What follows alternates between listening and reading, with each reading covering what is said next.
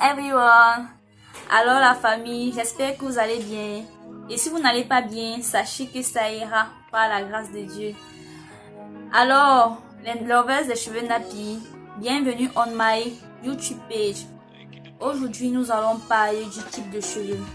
Pour parler du type de cheveux, il faudrait d'abord définir la structure et la forme de nos cheveux. Ces différentes formes et structures ont été classées dans plusieurs tableaux, mais le tableau le plus connu est celui d'Andrew Walker, un coiffeur des stars américaines. Il classe les cheveux en 4 catégories. La classe 1 pour les cheveux lisses, la classe 2 pour les cheveux ondulés, la classe 3 pour les cheveux bouclés et la classe 4 pour les cheveux crépus. Alors pour commencer, les cheveux de classe 1 sont des cheveux lisses, brillants mais à tendance grasse. Donc vous devez utiliser les produits gras sur ces cheveux. Les cheveux de type 2, quant à eux, comportent 3 sous-catégories. La sous-catégorie 2A, la sous-catégorie 2B, la sous-catégorie 2C. Les cheveux de type 2 sont des cheveux ondulés, donc sont des cheveux en forme de S, mais la différence se situe plus précisément au niveau de la structure, si on peut le dire. Les cheveux de type 2A sont des cheveux fins, plutôt fins. Tandis que les cheveux de type 2B sont des cheveux rebelles, sont des cheveux bien rebelles, donc c'est plus difficile à manier.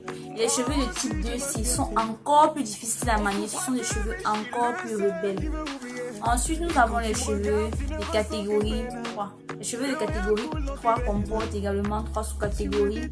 La sous-catégorie 3A, la sous-catégorie 3B et la sous-catégorie 3C. Ce sont des cheveux ondulés, dont la différence se situe plus exactement au niveau de la taille des boucles.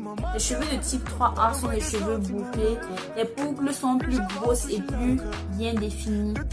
Les cheveux de type 3B, quant à eux, sont des cheveux également bouclés, mais les boucles sont encore plus petites et plus serrées. Ils ont l'aspect d'un petit bouchon. Ensuite, nous avons les cheveux de type 3C, mais les cheveux de type 3C sont également bouclés. Les boucles sont encore plus petites, bien plus serrées et le petit bouchon a l'air... Donc, ils ont l'aspect de petit bouchon, mais d'un petit bouchon encore plus serré. Enfin, pour terminer, nous avons les cheveux de type 4 ou encore cheveux crépus qui comportent également 3 sous-catégories. La sous-catégorie 4A, la sous-catégorie 4B et enfin la sous-catégorie 4C. Les cheveux de sous-catégorie 4A sont des cheveux frisés et c'est la gamme des cheveux les plus secs de la gamme des cheveux crépus. Les cheveux de type 4B sont également des cheveux secs, mais sont des cheveux qui sont en forme de spirale, une spirale en forme de Z. Ce sont des cheveux que lorsqu'ils sont démêlés, ils ont l'aspect d'un nuage de coton.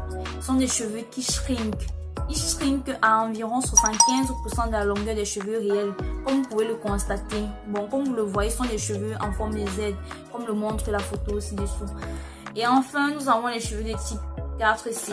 Ce sont les cheveux les plus complexes alors de la gamme des cheveux crépus.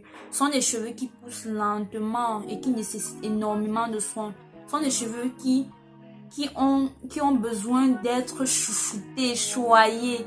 Et ils shrinkent. Eux alors non, ils shrinkent énormément. Ils vont à environ plus de 75% de la longueur réelle de leurs cheveux. Si vous avez mouillé ces cheveux, vous aurez l'impression qu'ils ont rapetissé et qu'ils ont rétréci. Et pourtant, lorsque vous les étendez, leur longueur réelle ressort. Voilà, comme vous pouvez le constater, si je prends cette mèche de cheveux et que je l'étends, elle a l'air plus longue, n'est-ce pas? Mes cheveux shrinkent, donc mes cheveux sont déjà de la catégorie 4B ou 4C.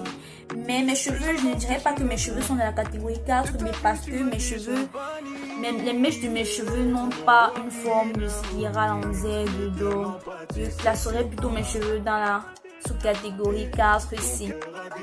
Je pense que tout un chacun ici est capable d'identifier la nature de ses cheveux pour leur apporter les soins et les produits dont ils ont besoin pour être chouchoutés comme ils le méritent.